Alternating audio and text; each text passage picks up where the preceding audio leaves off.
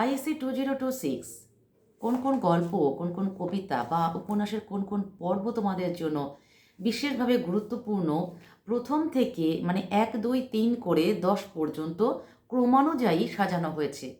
সবচেয়ে বেশি গুরুত্বপূর্ণ সেগুলো একদম ওপরে থাকবে, ধীরে ধীরে ধীরে ধীরে কম গুরুত্বপূর্ণগুলো নিচের দিকে থাকবে। সুতরাং প্রথম থেকে শেষ পর্যন্ত অবশ্যই ভিডিওটি দেখবে মন দিয়ে। উপন্যাসের একটি বিশেষ গুরুত্বপূর্ণ প্রশ্ন তোমাদেরকে বলে দেব, যেটা কিন্তু এই বছরের জন্য অর্থাৎ 2026-এর জন্য বিশেষ গুরুত্বপূর্ণ। আরেকটি কথা বলে দিই, আমার মোবাইল নাম্বার ডেসক্রিপশন বক্সে দেওয়া থাকবে। ক্লাস 9, 10, 11, 12-এর অনলাইন ক্লাস চলছে। যদি কেউ জয়েন করতে চাও অবশ্যই ডেসক্রিপশন বক্সে দেওয়া নাম্বারে যোগাযোগ করবে। দেখো, যে গল্পটি, প্রথমে গল্পের কথা বলি, যে গল্পটি বিশেষভাবে গুরুত্বপূর্ণ এবং গত 3 বছরে 23, 24, 25 এই 3 বছরে আসেনি যে গল্পটি, সেটি হলো লক্ষ্মণের মা। লক্ষ্মণের মা গল্পটি বিশেষ গুরুত্বপূর্ণ এবং আসার সম্ভাবনা 100%। সুতরাং লক্ষ্মণের মাকে সবচেয়ে ওপরে রাখো। তারপর একটি তুলসী গাছের কাহিনী, অনাচার আর দাসের ঘর। এই 4টে গল্প কিন্তু বিশেষভাবে গুরুত্বপূর্ণ, এটাকে একদম ওপরে রাখো। তারপর যে 3টে গল্পকে রাখছো সেটা হচ্ছে জোড়াসাঁকোর ধারে না পাহারার পরীক্ষা, বীর্য শুল্কা। 4টে, 3টে, এবার বাকি 3টে বলবো। সেটা হচ্ছে ঠাকুরদা, রেকর্ড আর আদাব। তাহলে 10টা গল্পের তালিকা তৈরি করে দিলাম।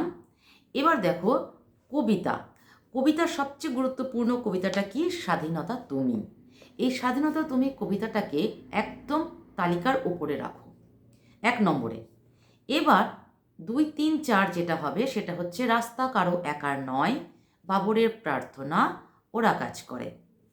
তারপর যে 3টিকে রাখবে সেটা হচ্ছে পূব পশ্চিম, সালেমানের মা এবং বনলতা সেন। ছোট গল্প এবং কবিতা বলা হলো। এবার উপন্যাস। উপন্যাস যেহেতু আলাদা কোনো ছোট ছোট গল্প নয়, কবিতা নয়, সুতরাং উপন্যাস যে ইম্পর্টেন্ট পর্ব বলে কিছু হয় না, উপন্যাস পুরোটাই পড়তে হয়।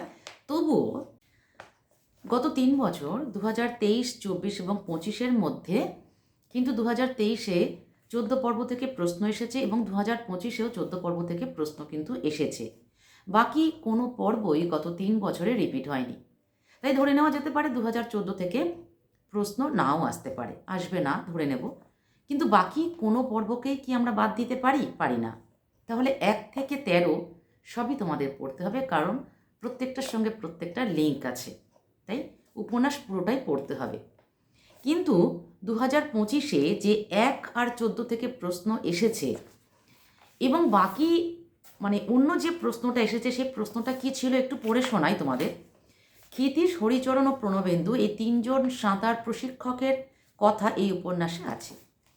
তুমি কাকে তোমার পছন্দের সাঁতার প্রশিক্ষক বলে মনে করো? তোমার পছন্দের প্রশিক্ষকের সামনে কেন 2 জন সমকক্ষ নয় সে কথাও লিখতে হবে।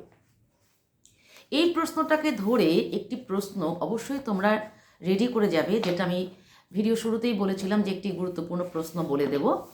তো মন দিয়ে শুনে নাও, যার প্রয়োজন হবে সে লিখে নাও। মতি নন্দী রচিত কোনি উপন্যাসে কোনি, অমিয়া আর হিয়া এই 3 জন সাঁতারুর মধ্যে কাকে তোমার বেশি পছন্দ?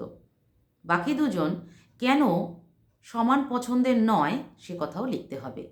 অর্থাৎ এই প্রশ্নটাকে তোমরা রেডি করে যাবে। যদি তোমাদের মনে হয় এই প্রশ্নটা তোমাদের, এই উত্তরটা তোমাদের জানতে হবে, অবশ্যই আমাকে কমেন্ট বক্সে লিখবে।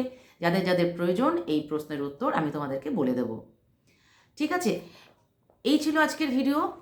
এবং এই যে গুরুত্বপূর্ণ তালিকা, এই বিষয়ে যদি তোমাদের আর কোনো রকম প্রশ্ন মনে এসে থাকে অবশ্যই আমাকে কমেন্ট বক্সে জানাও, সাধ্যমতো উত্তর দেব।